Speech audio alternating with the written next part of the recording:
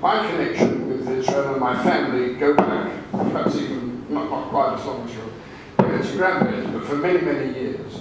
And I lived there for a while. I'm now a frequent visitor. I have a son who served in the army. His children are now serving in the army.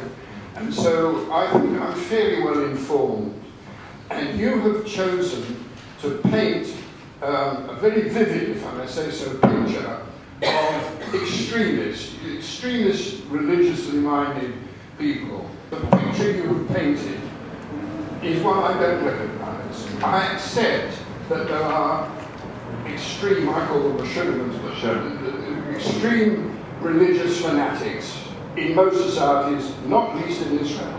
What I put to you is that the picture you've painted is of only of the extremists. A vast majority of Israeli citizens are normal, civilized people like us. They are not racist. They do their best. They do business with. They have intercourse. I don't mean sexual intercourse with the Arab population. And the picture that you've painted is extreme and unfair. I disagree. I appreciate your comment. I understand it. I'll explain why I disagree. First of all, if it isn't already obvious, people who have privilege, many times their own privilege is invisible to them. It's difficult for a white person to understand white privilege because he's cloaked or she is cloaked in this privilege, and since they are accorded this privilege, they don't understand racism since they don't perceive it on their skin. They are shielded by this privilege. And I would argue that many Jewish people, especially those people who do not speak, I do not presume to know if you speak fluent Hebrew, a lot of this discourse is in very hurriedly spoken Hebrew. But I would argue that even for Israeli Jews, especially those of modest and upwards income, they are shielded from how racism manifests towards non-Jewish people. I do hear what you're saying about you think that it's extremist. So if we look at the current government that was just elected, this is the Minister of Defense, okay? He just said in an interview last month, we are going to hurt Lebanese civilians, to include kids. Kids. We did it in Gaza. We did it in Gaza. We're going to do it in the future. We might take certain steps, Nagasaki and Hiroshima. We're not there yet, but that's what I'm talking about. Minister of Defense. Deputy Minister of Defense, Eli Ben-Dahan. In my opinion, Palestinians are beasts, not humans. A Jew always has a much higher soul than a Goy.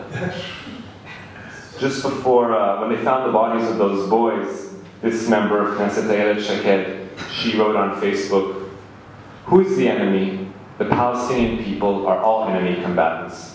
This also includes the mothers. I guess when putting together the new cabinet, Netanyahu was trying to figure out where to place it, where would be most appropriate in the configuration of the cabinet, and he said, in that same post she put out that precipitated the murder of Muhammad al-Khudayr, the lynching of that young Palestinian boy, she wrote, are all enemy combatants? Their blood shall be on all their heads. Nothing would be more just. So he made her Justice Minister. This is the Minister of Education, chosen to teach Israeli students. Quote from him, I've killed many Arabs in my life, and there's no problem with that. I could go on, sir, but I do appreciate what you're saying that you don't see it. I believe you when you say you don't see it. But again, I would argue that perhaps you're not looking hard enough, and I encourage you, if you really want to know the truth, even if it's just to know your enemy or know the other side, I would encourage you to look up everything I've said and ascertain if I'm not making it up. All right, but this is you're taking quotations out of context. In which context were they correctly in? Could you explain which context the quotes were correctly in? All of these quotations, you've not led on to how they came about, to what else was being said. Hitler was right, but about the wrong nation. We are the chosen race. If you have examples of contexts under which that statement can be considered to be legitimate, I would be happy to hear them.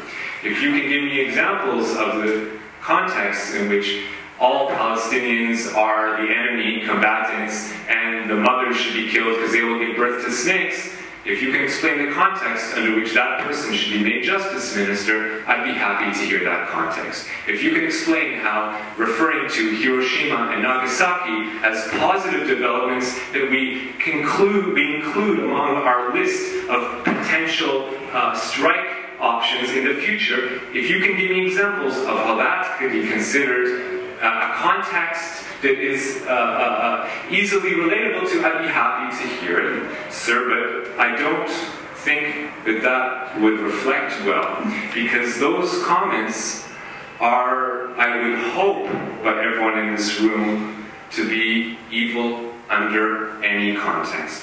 Sir?